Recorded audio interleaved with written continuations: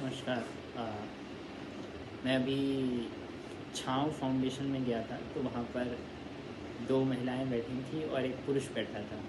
पूरे ऑफिस में 3 लोग थे। तो महिलाएं जो जिस तरह से सज के आई थीं, वो वहाँ बैठा पुरुष वो चीज़ अफ़ोर्ड ही नहीं कर सकता था कि वो इतना सजा सके उनको। तो उस पर इस तरह से लिखा था कि ईमानदार महिलाओं के कुछ दलाल पति। तो ये लिखा है कि एक खूबसूरत जूड़ा पहनकर जब नव युवती ऑफिस में एंटर करती है, तब उसको समझ आता है कि उसने वो वाला पति क्यों चुना था। बस इसीलिए क्योंकि वो पहले सारे बॉयफ्रेंड से ज़्यादा कमाता था।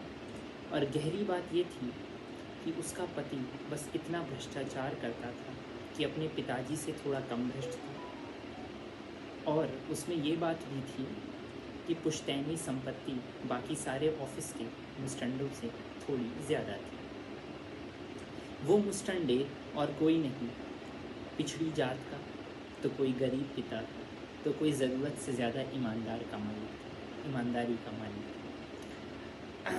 अगर वो भी ठीक ठाक घर में पैदा हुआ होता तो उसे भी चमकीली साड़ी ओढ़े, ध्यान दीजिएगा ये बहुत खूबसूरत लिखा है कि अगर वो भी ठीक ठाक घर में पैदा हुआ होता तो उसे भी चमकीली साड़ी ओढ़े मर्सिडीज से उतरती हुई अपनी सहकर्मी की मुस्कान के साथ साथ उसका चुंबन भी मिल गया होता।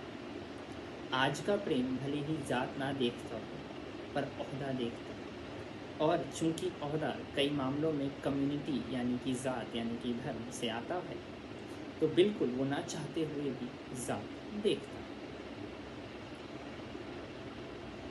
और जैसा कि है कि थोड़ा विद्रोह होना भी चाहिए जीवन में, तो अंत में कुछ छोटा मोटा लिखने की कोशिश है।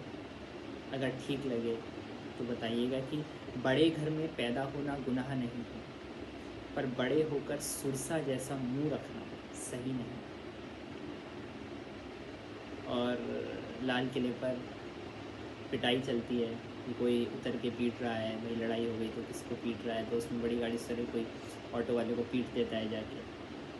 हो जाती है लड़ाई, कई बार गुस्सा भी होता है, लेकिन कई बार वो लड़ाई गुस्से से नहीं, वो लड़ाई अहंकार से जन्म लेती है। गुस्से की लड़ाई तो स्वाभाविक है, हो सकती है, पर अहंकार की लड़ाई नहीं होनी चाहिए। तो लिखा है कि मर्सिडीज़ में बैठना गलत नहीं, पर मर्सिडीज़ से उतर कर ऑटो वाले को पीटना तर्कसंगत नहीं। अगर हो ज़रा भी बहादुर तो निचले से लड़ना ठीक नहीं है। हिम्मत तो ऊपर वालों से भिड़ लेना, उनसे भीख लेना है, उनसे भीख लेना है। शुक्रिया।